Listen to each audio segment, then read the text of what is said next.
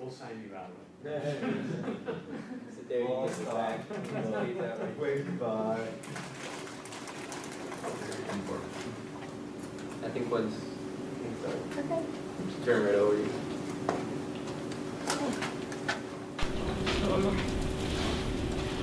Go ahead and get started. Yeah. This is a really small group.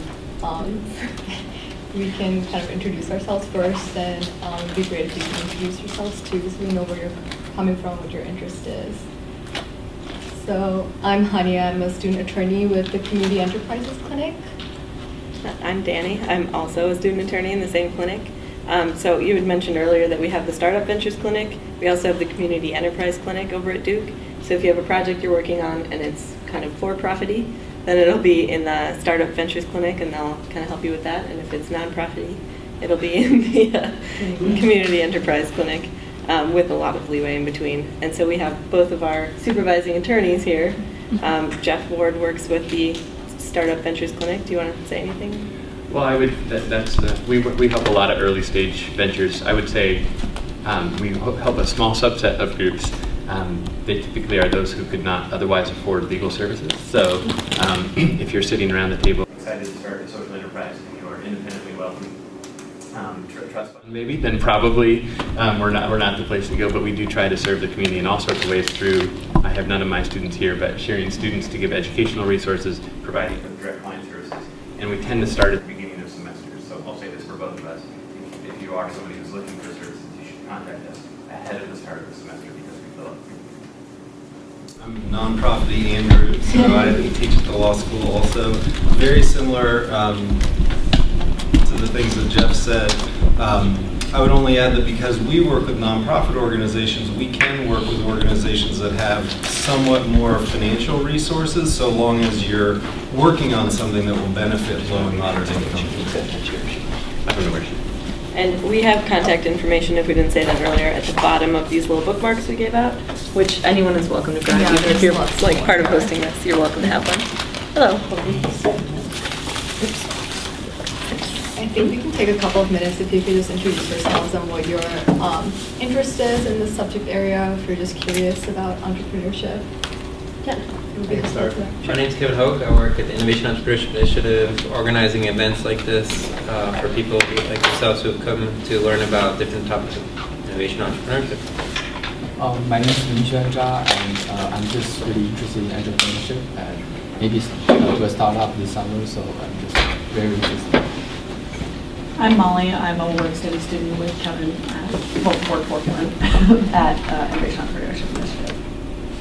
I'm Rebecca. I have one startup. I have ideas for social enterprise things, and I'd like to understand more about entity formation and get a sense of what kinds of umbrellas exist for ideas. I'm Johanna. I'm a postdoc in the orthopedic surgery department, and I'm just here to learn more about entrepreneurship and social entrepreneurship. Vince, I'm also a postdoc in orthopedic surgery and just kind of interested in entrepreneurship in general.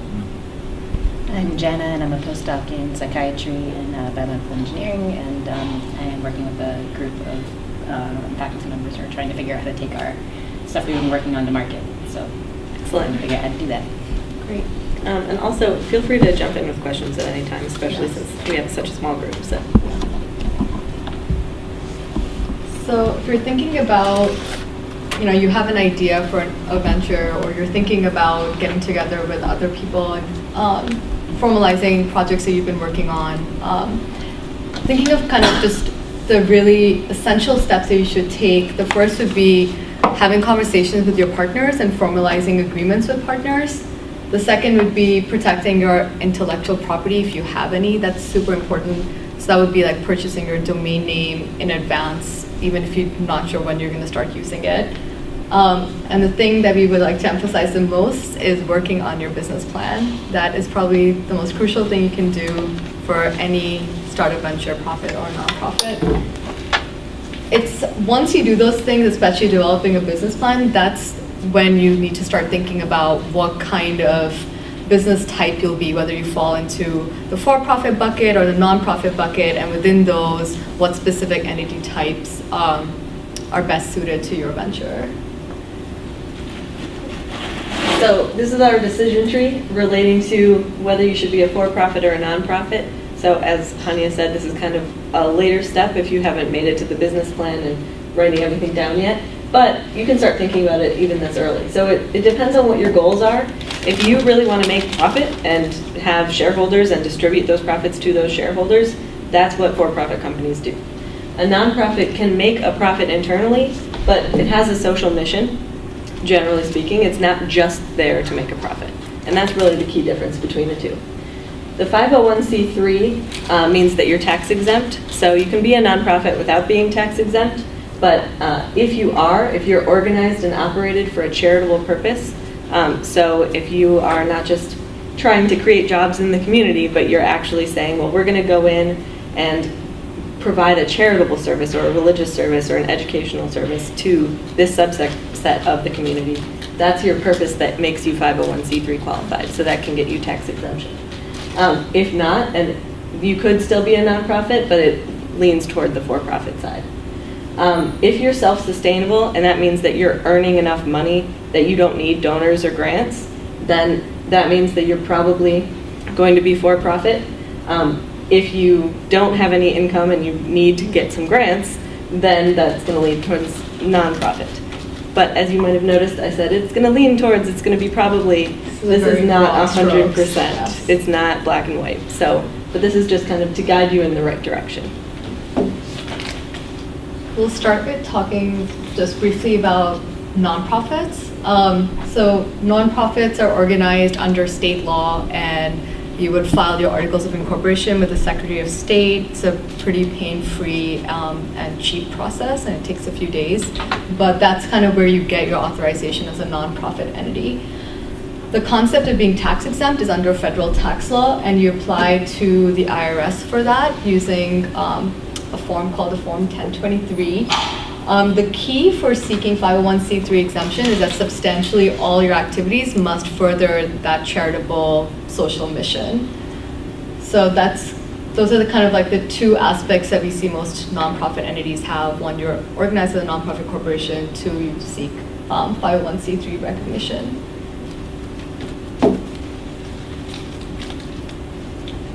So I mentioned earlier that for tax exemption, for a nonprofit entity, you have to be organized and operated exclusively for your charitable purpose. So the organized and operated actually mean two different things. Organizing is what you put in your articles of incorporation and your bylaws and everything you write down in all your official documentation. And then operating is how you actually practice, and those have to be consistent. So you have to do both of those things consistently, exclusively for that purpose. The exclusively is actually a loose term. Yeah. You're going to find out with a lot of what we say that it's like mostly, probably, but exclusively really means primarily. There's some exceptions. In terms of the pros of being a nonprofit organization, one, you can further your social mission. I think there's a reputational signaling, kind of a halo effect that comes from calling yourself a nonprofit entity. That's what we mean by public image. In terms of charitable support, a lot of donors or grants will look for nonprofit designation. So if those are resources you're looking toward, they might want you to be formed as a nonprofit entity. And then tax exemption is the most important thing. You can get federal tax exemption, and that's from the 501c3, but you can also apply for state tax exemption. In terms of the cons, so it is less flexible just because you are subject to these specific requirements. So you have to be organized and operated for that purpose. But it can be a little bit more flexible. Like I said, there's exceptions to every rule. But it's definitely less flexible than just being a for-profit and your only goal is to make a profit. You can't distribute profits, so you won't have shareholders. So if you have people with a stake in, say, your for-profit company, you want to turn nonprofit, that's going to be a problem for those shareholders. And no investment capital in terms of, investors are going to invest in your entity because they want something back. They want a stake, or they want a share of the profits when you eventually make them. And with a nonprofit, you're not distributing that. So in terms of accessing investors like VCs, they're not going to be investing money in a nonprofit. You're dependent on, individual donors, public foundations, grant-giving bodies instead. But Danny kind of touched on this before. We do want to emphasize that nonprofits can make a profit, so you can be gaining revenue. The most important thing is that it must be retained within the organization or paid out as reasonable expenses. So you can't, again, have any individual shareholder distributions. If your profit is from an unrelated activity, so by unrelated we mean not related to your social charitable purpose, then it would be taxable as unrelated business income tax. And that was one of the caveats that Danny was mentioning earlier. But also, so you can pay out salaries and use, like, you personally can make a profit. I just wanted to point that out specifically. As long as it's reasonable. Yeah. Isn't that very flexible? I mean, people have been giving themselves very large salaries at Goodwill, for example. Yeah, reasonable is usually measured by looking at looking at it comparatively to like similar entities in that location. But again, it's not, an objective test. So, yes. So the 501c3 requirement, if you want tax exemption federally, also, if you want to be a public charity instead of a private foundation, that requires public support. So it means that you're not just getting money through the government. Or through like one foundation or something. You have like a donor base of, several like broad-based public support. Right, so here's examples of those things. But basically they're looking for a variety of things so that you're getting general support through the public. Can I add real quick? People might say, well, that sounds great. I'd love to get support really broadly. And I just wanted to add that it does take work to make sure that you're out there and getting yourself held out to the public in ways that brings that kind of money in. And so it sounds like a wonderful thing. Yeah, public-private grants, that.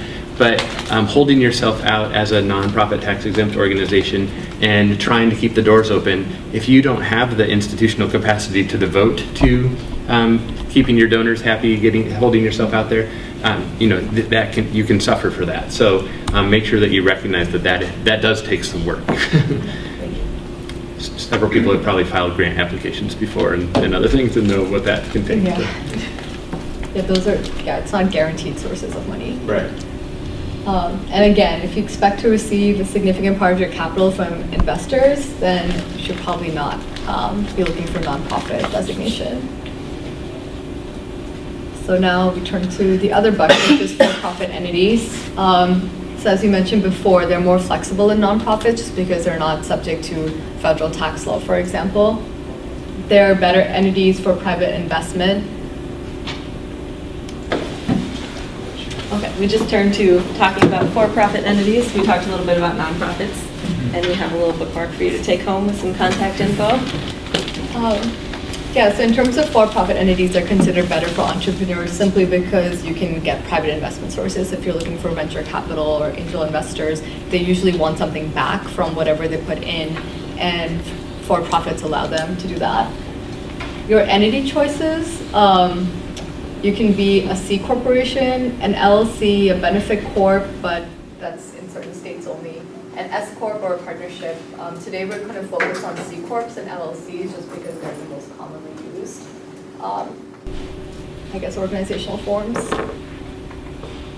It is worth pointing out that B Corps so that's like a corporation, but you still have a social mission, but those are not recognized by North Carolina yet. Yes. They're kind of growing in popularity. They're in but 27 states, I think. Something like that. But you can form in a different state. Yeah, you can form, Right, you can form in a different state. What's the benefit of a B Corp? So- Public image. It's also the way a corporation is set up, it's supposed to be for profit only. It's for the benefit of shareholders only. So it's hard to like say that we're going to give away some money or make less of a profit because you believe in these social goals or these social missions if your shareholders just want the money. Whereas with the benefit corp, you're explicitly putting in your mission that we have this social mission, and so it gives a different signal to your investors and your shareholders.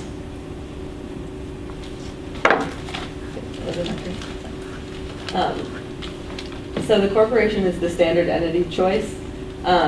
So you have limited liability when you choose to become a corporation. as opposed to an LLC, even though that says limited liability in it. It's its own thing, and it is separate from you. So if you had like a sole proprietorship, you would be tied to everything. You'd be that on the happens in your hook for company. whatever goes wrong in your sole proprietorship or your. But in a corporation, you just kind of have a wall between the individual shareholders and then the corporation itself is like a separate entity. And So that's one of the pros is the limited liability. They also have perpetual existence. Corporation law is like really well developed in all the states, so there's this kind of stability there. And transferability is easy, but in terms of cons, the biggest one is double taxation. What we mean by that is that not only is the corporation getting taxed on any revenues or income that it makes, but when those go to the shareholders or the owners, then they're also taxed on that income. So that's what we mean by double taxation. And it is, the maintenance of a corporation can be expensive in terms of yearly filings and operational formalities. Basically, you're lumped in with other huge corporations. It's hard to kind of set yourself out as like an itty bitty corporation, so you're charged all these filing fees the same as if you were, a giant corporation. You guys may talk a little bit more about this, but it's worth just remembering that, for the purposes of this presentation, Danny and Hani are sort of talking about things sequentially, and some of these pros, so for example, nonprofit corporations also have limited liability and perpetual existence, and so there's some of these things are common across these different forms. And then you may expand on this when you get to the LLC, but there are things that you can do with a corporation that will undermine the limited liability protection of the corporation, and depending on how you structure the LLC, you can also get limited liability protection with LLCs. But if you're running a business, one thing that with liability issues in particular, which a lot of people are concerned about, thinking about the role of insurance as a way to manage liability instead of just worrying about the corporate form to manage that is another important piece of the puzzle that we're not going to touch on too much today, I don't think. But. So, Brings us to LLCs. Yes. So LLCs are really flexible because although they're similar to corporations in that you file articles of incorporation, you also have this operating agreement, which is just a contract, and that controls everything that your LLC does. It's also governed by LLC statutes, but for the most part, if any lawsuit comes up, the court will say, well, what's in the operating agreement? And that's your agreement with your partners, Right. With your fellow LLC members. I had somebody describe it to me as a jaguar in terms of an LLC has this amazing, the form has this amazing capacity, it can do a lot, but it also requires somebody with experience to drive it. And I always think of it as like a really good way of thinking of LLCs are that they give you a lot of flexibility because you can contract, you can put whatever you want in an operating agreement, kind of. I mean, you're subject to state law statutes already, but you have to put everything that you want in that contract. Exactly. So that's kind of a danger in itself too. Is if you can put something that you really shouldn't put in Or you there, didn't intend. or forget something that was really important. So you really have to make sure that you're thinking everything through, and usually that means contacting an A attorney lawyer. to help you. Yes. Not usually always, but I don't say always because I'm an attorney. I say most of the time. But it does give you all that flexibility. It is harder to transfer ownership because everything is written down in that operating agreement rather than just being owned by like shares of the company as in a corporation. You might need permission from like your fellow members if you want to exit, if you want to bring in a new member, if you want to assign some of your stake in the LLC to somebody else. All of that can be harder to do than in a corporation where you can, shares are much easier to transfer. And then it's a newer entity type, so there's less stability in the law. The law is still developing, case law is still developing on it, so it's not as predictable as a corporation. And then venture capital unlikely. I don't love seeing LLCs because a lot of people create an LLC and then they realize it wasn't the greatest choice for them, and so I think it's like a riskier investment. That doesn't mean that you can't start as an LLC because that suits you when you're like a younger organization and you're just working with a couple of people, you can always start off as an LLC and then eventually, change into a corporation once you become larger and once you're at that point where you're seeking venture capital. Which is really just like refiling something with the Secretary of State, so it's not that difficult. Yes. Yeah, I would add only that, I think that's right, and I would add only that if you know from the very beginning, I'm going to look at our orthopedists here because, like say a medical device implement or something, or biomedical innovation, right, that is not going to launch without an FDA approval process, for instance, and it's going to cost potentially billions of dollars, right, to move this forward, or millions. That you need a large capital investment, and that the company's not going to be just a small company where you continue to maintain it as the primary workers. You should be thinking about a corporation from the beginning rather than an LLC, because venture capital is very unlikely in an LLC. They'll either demand that you convert anyway, or they just will avoid you. And so it signals to them that you know a little bit more what you're doing. And there's a separate issue that's not going to be talked here about here. I don't think it's probably a more advanced topic, but also how do you share equity with employees and service providers to your company? There's a little bit more standard flexibility with the C Corp in that way too. So I'm looking to that side of the table because all of you, I could imagine if you're inserting it in a body or doing something like that, you're going to need a lot of capital, and a C Corp is probably the way to go. Yes. That is kind of a quick and dirty overview of nonprofits and for-profits. But going back to the beginning, can't reiterate enough. It's really important to talk with your partners and formalize any agreements, and to develop your business plan. That's probably the most important thing you can be doing if you're trying to set up a venture of any sort, whether it's social or whether it's for-profit exclusively. And We would love questions. Yes. What is it about the state of Delaware that everyone incorporates in Delaware? It's not really as relevant of an issue anymore, but it used to be that all of the case law that was coming out of the Delaware courts was really favorable to companies, and all of the statutes that they were creating as well. And so everyone started incorporating there, and then now it's just like the thing you do. Now it's just everyone's used to it. They also make the process really pain-free, so it's compared to California, for example, Delaware is a lot faster and there's like less regulations, etc. So it can be just an easier process. I think they have like same-day incorporation in Delaware, like under 24 hours or something if you pay extra. Under fees. 15. In my experience from working at a large law firm in Chicago, I remember one specifically, it was like 4:45, and they said, "Can you get us formed?" And we said yes by 5 o'clock. Yeah. Like all the companies that work as like registered agents and stuff have like massive operations in Delaware, and They've set up an infrastructure that basically there's nothing in Delaware except for corporations. yeah, I've been that's there. the main And source toll of roads. revenue for that state is. So, but if you had to adjudicate a claim as well, the courts are set up, they're very knowledgeable about business law. Mhm. There's a predictability, so because so much, as Danny mentioned, so much law has come out of there, you can look back at, instead of, oh yeah, there is a single case in North Carolina on this issue, you say there are 10,000 cases in Delaware that have touched this issue, and the courts have consistently come out in a way where we can actually anticipate the answer to that. For many businesses, to be able to anticipate legal liability is a really important issue, and so they want a more well-established law. But as Danny also mentioned, places like North Carolina have tried to follow suit and are largely business-friendly, have a very responsive Secretary of State, have a process that's quite easy itself, and so the distinction is not so great.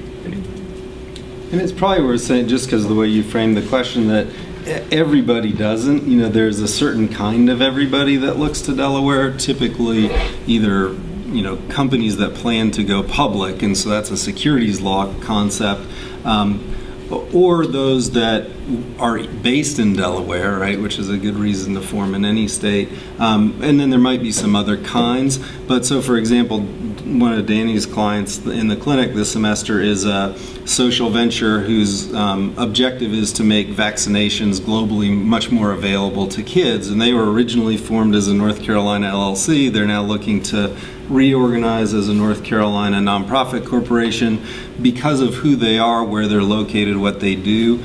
At least for that entity, there's no reason for them to think about forming in Delaware, and it actually would be disadvantageous for them to be in Delaware because then they'd have to pay registration fees and have registered agents in multiple states. And so there are lots of good reasons to form in Delaware, but particularly for social ventures, I think it's probably much less likely that social ventures would look to Delaware as a default state. And in fact, bring them up too about the North Carolina Secretary of State being pretty responsive, because I know they were on the phone over the course of a couple days, pretty much constantly trying to figure out the way they were structuring their transition from one entity to another. So they were pretty responsive. Well, two other things about social ventures in particular, since that's the subject. Two other reasons why considering your home state is really important. One, many social ventures make as part of their mission a connection to a community, and it's just one more way to be connected to the community. Often to be formed in the state where you're operating. The other is that you may be necessarily having slimmer margins as a social venture because you are, as Sonia said, committed to things other than maximization of profits. And with those slimmer margins, additional costs can really be detrimental. And for operating in this state, you're going to have to be authorized to do business here, subject to taxation here, subject to ongoing compliance here. And then you'd also be subject to most of the same in Delaware. And there, if an issue came up, you'd have to hire Delaware counsel. I mean, you can start to see how various liabilities could add up. And so it is an expense as well. It's not just a free choice. It can actually do double or to create additional compliance costs. Sorry, for the first couple minutes, and I'm sorry about that, but this might be a super, I'm asking the most basic of questions. But so what is the function of where you are actually located? So you just described the downsides. So if you are located in, your actual company's in California, but you've incorporated in Delaware, so now are you just dealing with two states? So I get that if you were only dealing with Delaware, then those would be benefits. But now if you're just dealing with two states and you have benefits in one but not the other, how does that? You're subject, so you'd be subject to like Delaware corporate law, like you're governed by, Delaware statutes on your charter, your bylaws, how you're operating, but because you're doing business and you're also a resident in California, you would now be subject to California laws and a lot of things such as employment laws, labor laws.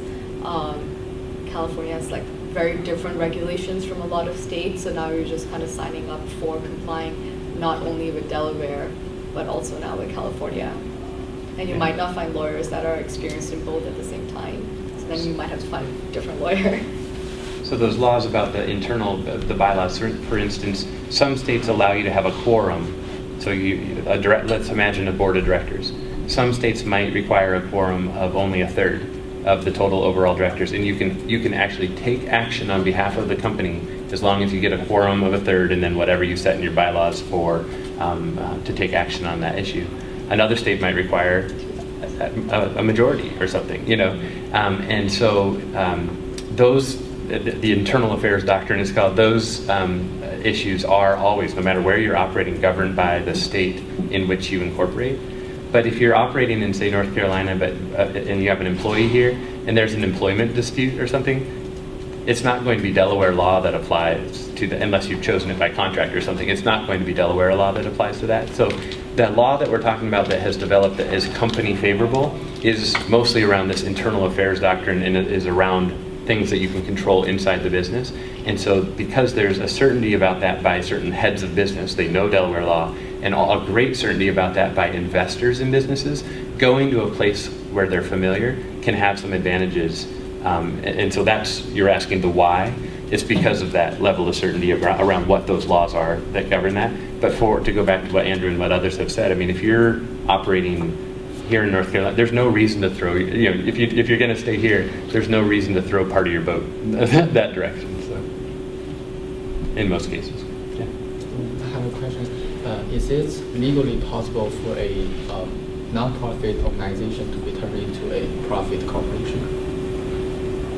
You can always reorganize yourself from an LLC to a corporation, from a nonprofit. You just have to, you have to file documents with the Secretary of State, and there's a process that you have to follow, but you can always change the form. And one thing, yeah. The one complex, so as a general rule, you can always switch from form to form. Nonprofit corporations are special, particularly those that are tax exempt are special, because the assets that they have don't belong to any individual the way the assets of a for-profit corporation do. They're being held essentially for the benefit of the public by that entity. So when you have a nonprofit that wants to convert, typically you have to have the Attorney General of that state approve that conversion, and the Attorney General will typically make the nonprofit create a strategy where the value of the assets that were acquired by the nonprofit are left for something that will benefit the public. So for example, most people know about Blue Cross and Blue Shield, the health insurance company. In California, most Blue Cross Blue Shields are organized as nonprofits. And the Blue Cross Blue Shield in California decided to convert from being nonprofit to for-profit, and they had to take several $100 million of their assets and create a charitable foundation that would provide subsidies for health care before they were allowed to convert. And this issue, I think, arises most frequently with the way it creeps up. Money is what is kind of obvious to people, but intellectual property and name recognition and that people don't realize that that's an asset in the same way that cash is an asset of an organization. And when they try to leave, that's another asset that has to be dealt with in a way that either continues to benefit the public or very frequently has to be purchased at market rate. So there, at some point, that transaction of moving from a nonprofit to a for-profit will cause potentially a very expensive transaction at some point. And so the key is that you can't accumulate through this benefit of tax exemption and then have it ever go to the benefit of private individuals rather than the public. And so it's not an easy process. In fact, wasn't it disallowed here in North Carolina? Mm-hmm. So Blue Cross Blue Shield did also try or consider or attempt to make a similar transition, and they got a big no from the Attorney General's office. So. Then would it be possible to close the LLC or nonprofit and then reopen it as C Corp? Would that be a lot of things to consider? Well, again, it's you can't take the assets that you have in a nonprofit. What do you plan to do with them? You can't just shut down the LLC. You still have to then distribute those assets or do something with them. You can't just put them in a bank account or something and then start a new corporation and put them in that bank account. You would have the same issues of having to deal with all the assets you've accumulated. Yeah. And it would get messy. Yeah. It's a lot easier to just go straight. But this is a switch from non-profit to for-profit. If you're a LLC, you're a for-profit entity, so that transition to a corporation is much it's different. Yeah. You don't have that problem. Say you wanted to exit your nonprofit startup, how would that work? If you found someone who wanted to take it over and continue to operate it and you didn't want to anymore, could they buy you out, or how does that work? Well, there's no owners in a nonprofit corporation. So right? So your interest in it would just be, you would just find another director and leave? Yeah, you would look at your governing documents, your bylaws, and what is the process for a director leaving. So directors are not owners of a nonprofit corporations; they're governing it. So that's very different. So you don't really have an interest in a nonprofit corporation. But so if you think of yourself as a manager, your bylaws will be setting out ways that you leave, and then there's a vacancy on the board, and then how does the board, the board that's still in place, how do they fill that vacancy? If you want to then take a part of it with you, I don't know if that's the case. If you just want to leave, that's basically just resigning. You just resign. If there's some aspect of it that you want to take and turn into something else, then that should probably be dealt with by contract, because otherwise everything's going to stay in that nonprofit and you, the individual, are leaving with them. This is very different. So if you were a for-profit corporation, you could be on the board, but you could also be an owner. You could have 10% stake in it. So then if you want to leave, you can leave, but you take your 10% stake with you, or you can sell it back to the corporation or to another shareholder or something, but a nonprofit is very different. I'm just going to say, this is one of the places where it starts, I think, to get really fun, because just the concept of a social venture, right, suggests this kind of gray world between we're just out here doing only good stuff that we can't make any money at and we just need donations, and we're ruthless capitalists and all we care about is making as much money as possible. Social ventures really live in this space that's in the middle, and the law really hasn't caught up with that all the way. And so the fun here is starting to think about, Danny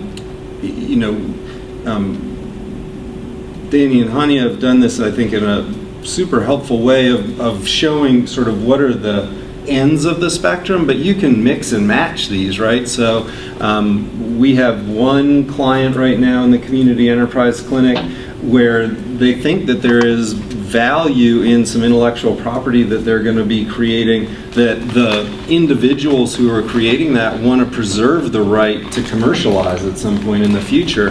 So they're setting up an LLC to own that intellectual property. And then they also initially want to use that to advance a social mission. And so they're creating a nonprofit corporation, and they're going to license that intellectual property over to the nonprofit, and they're not going to charge the nonprofit for anything. But that's a way that then you can think about an exit strategy down the road that someone individually might benefit from. It creates lots of complexities in how that arrangement between the nonprofit and for-profit are set up. And again, one of those places you want to make sure you're talking with a lawyer and an accountant and all those sorts of things. But just to remember that there is a lot of opportunity to put different structures and arrangements together, which is, I think, again, why they start by saying, talk with your partners, figure out what everybody's long-term interests are, figure out your business plan. And once you really have those motives and business strategies down, then it's a good time to come talk to a lawyer and think about how do you put boxes and arrows on a structure chart that makes sense. I guess just thinking about this concept, you said that, I just lost my train of thought. So you said that in case you want to protect some IP or something, so you have an LLC and you license that to the nonprofit or whatever. And you also mentioned earlier on that if the nonprofit wants to become for-profit, you have a lot of problems because they've been taking advantage of the tax-exempt status, right? So in that case, the scenario that you just mentioned, can the nonprofit just shut down? And then, because they're just using the licensed IP, they have to do nothing, and the LLC can resume whatever they want to do with that. So the short answer is yes.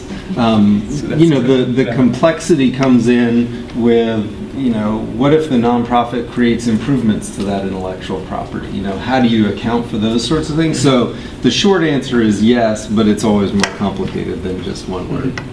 But it's a great question. May I add one thing that probably wasn't on here but gets closest to the benefit corporation? So a benefit corporation, which is in the states that have it, the 27 if it is, that have it, is a separate entity form. So you can go and choose to form as a nonprofit corporation, as an LLC, as a C corporation, or as a benefit corporation in those states. Another one that is offered that's along the same lines is an L3C, which stands for a low profit limited liability company. It's kind of the LLC equivalent of a benefit corporation.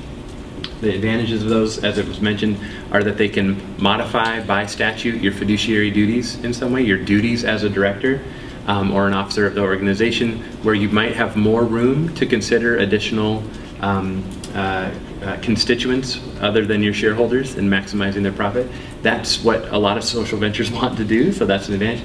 Another potential advantage that has not come to fruition, but is that many organizations say, hey, we're going to do the same kind of work that this nonprofit tax-exempt organization is going to do over here. Why can't we be eligible for the same private foundation grants, right, that they receive? And there's a very good argument for that.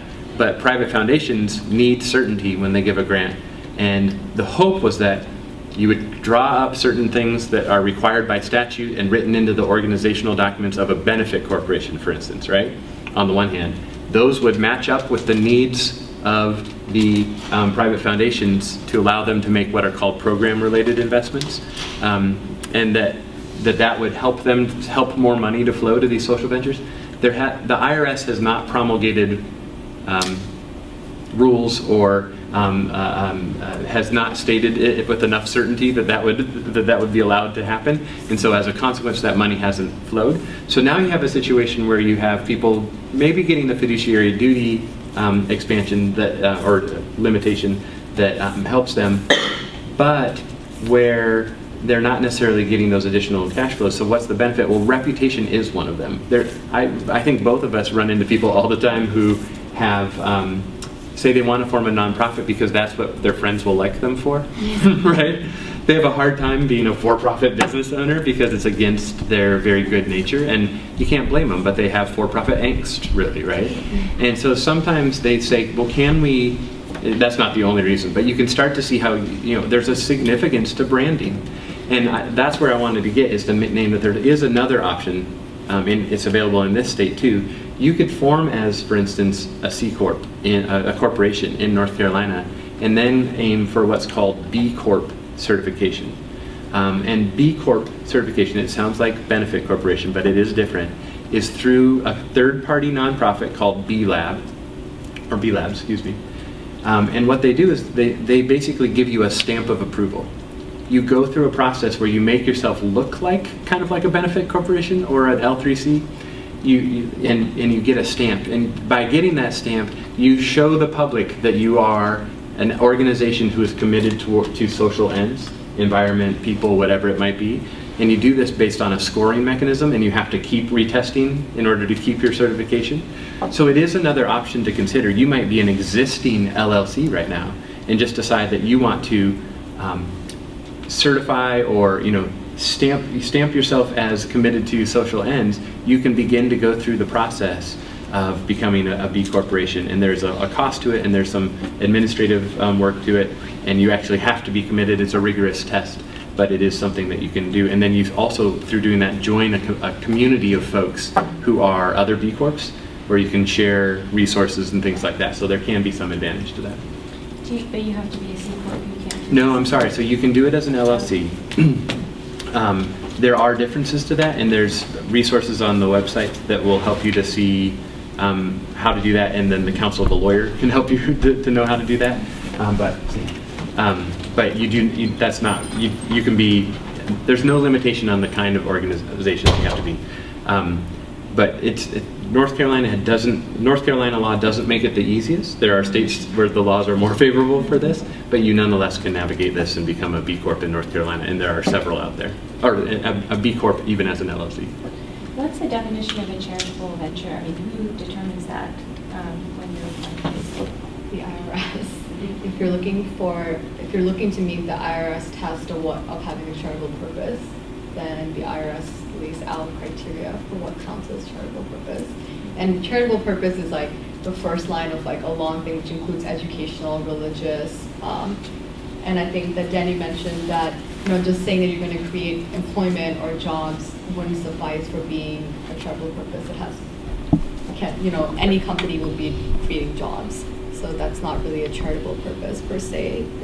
But it's pretty broad though. Yeah. What's a way out there example of one that you would have thought was a little bit on the edge, but actually is like a charitable, like has been determined a charitable entity that you wouldn't necessarily, I mean, obviously a So church. like low income housing is a way of thinking about it. So if you have apartment blocks that you've constructed and you're renting out, you could still fit as having a charitable purpose if you're renting them out to low income residents, and if your rent doesn't exceed, there's like then limitations on how much you can charge for rent, etc. But you could have an apartment block where half the block is not low income housing and the other half is, and there's kind of like mathematical thresholds you have to meet, but that would still count as charitable if you organize it the right way.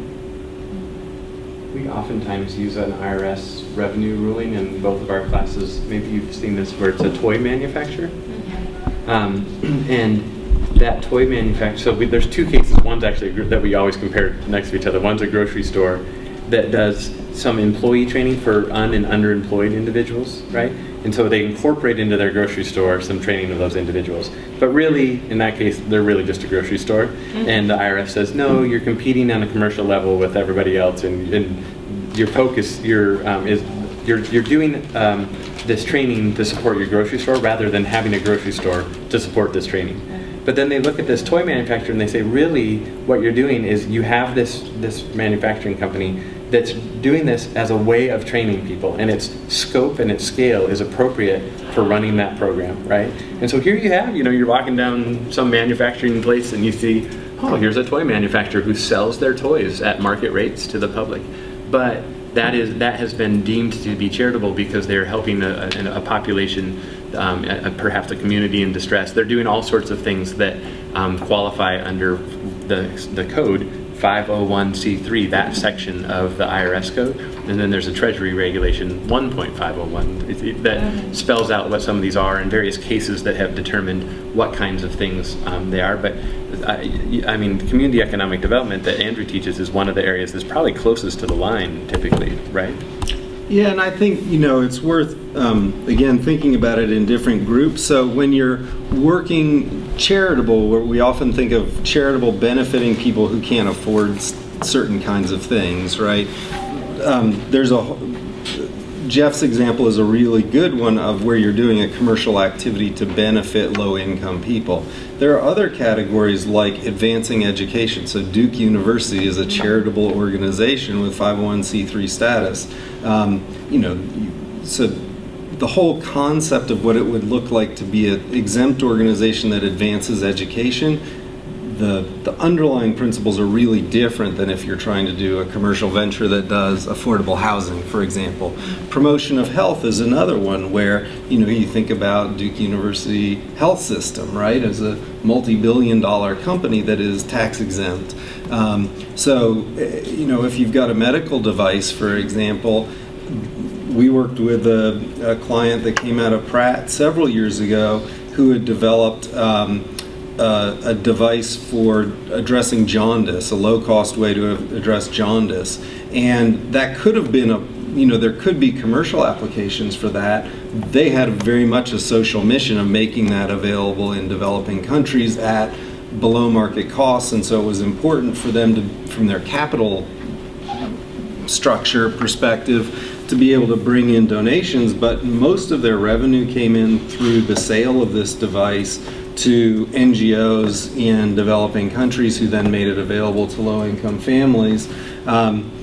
So that's a really different kind of model, right? So there's, again, this is a place where it is really, the best example of the way out there thing that is very timely is NCAA basketball. That's part of a tax-exempt enterprise, right? And so some of it's a little bit hard intellectually to rationalize. It's just the rules that have evolved over time. In a place where it's important to talk to a lawyer, because you can actually do a lot more than I think many people think within the context of an exempt organization. And the limited flexibility that Danny and Hanya have talked about is really true in the sense that there is at some level some outer limit to what you can do in an exempt organization. From many social entrepreneurs' perspective, the flexibility limits are probably more about the kinds of capital that you can bring in and your ability to personally benefit economically from the nonprofit form than the universe of things that you can do, although there are limits there that can be important. Thank you.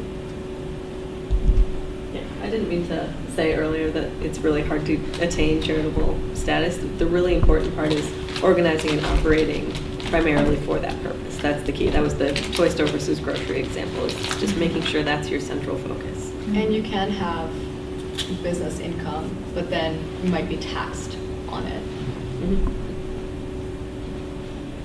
And we've just talked about how the law evolves on this. I mean, we've talked about in this grocery store example, they were, in that circumstance, they were trying to get tax exempt status for that as a job training venture.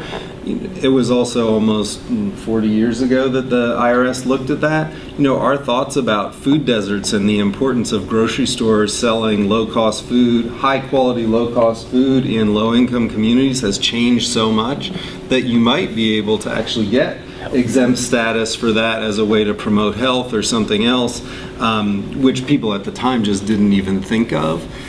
So again, it's an area that creativity is also really important.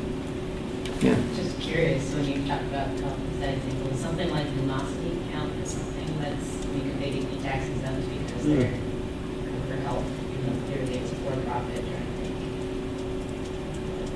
So they've obviously chosen not to, but you know Lumosity. So it helps with mental, capacity and awareness and maintenance, essentially, of mental capabilities.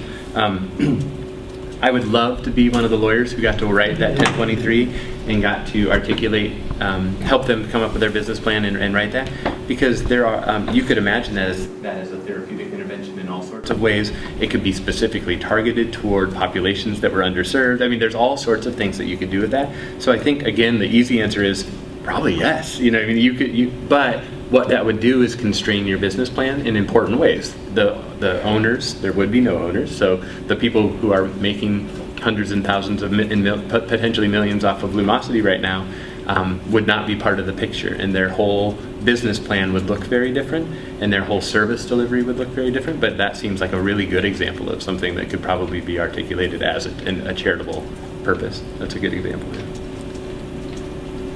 It could probably be a B Corp if they're in a state that allows that, because that way they could kind of still be committed to education or, you know, mental health or things like that, but at the same time be able to generate ad income revenue and things like that. Yeah.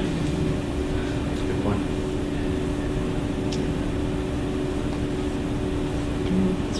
We're happy to stick around and take, you know, individual questions too. And since you guys missed our introduction period, do you want to just like tell us where you're coming from and why you're interested in this? I mean, I'm a graduate student at Pratt, engineering management. Just interested in general. I mean, I'm not an American citizen, and it's difficult for me to start a venture at the moment, although I have many ideas. But I manage the student incubator at Duke, so it's called DuVatch. So we have a lot of teams that have questions about these things, and obviously I can't guide them, but it helps to have an idea. People have misconceptions about this stuff all the time. And I'm actually in Professor Jeff Watt's class, so I've heard some of these things before. But yeah, I'm just trying to figure out the landscape. So we could give you our extra bookmarks, because that's what we were saying. Hi, I'm Idra. I'm a sophomore, and I was involved on a startup at Duke, and we went through the C Corp process, and it was really confusing. I didn't know anything about law, so I thought that, like, I looked at the title, and I thought it would be really interesting. And I'm also, because of that startup, I got interested in learning more about law, and I'm thinking of going to law school after, so just want to learn more about it. Excellent. Yeah. That's great. There are actually a lot of resources. So not only are there the 2 clinics at Duke, there's also a UNC clinic. There's a lot of pro bono attorneys that work. I forgot what the resource was that kind of points you in that direction. It's where you can call and they connect you to North Carolina attorneys that can offer you pro bono advice. Yes, NC Lead. Yeah, thank you. Is that NC Lead? Mm-hmm. I just want to put in a plug for our initiative. As people who are going further into developing ventures or have questions about where to go, we have specific programs or individuals in the initiative that can help guide you, or we have programs where you can join in once you have something formed, and they can also guide you through that process. So there's more than our educational aspect.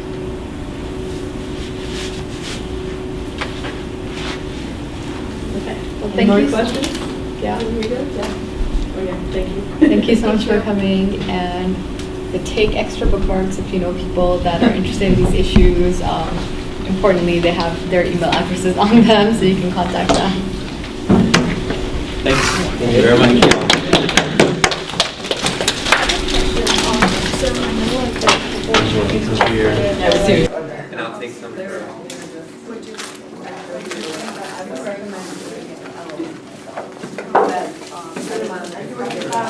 you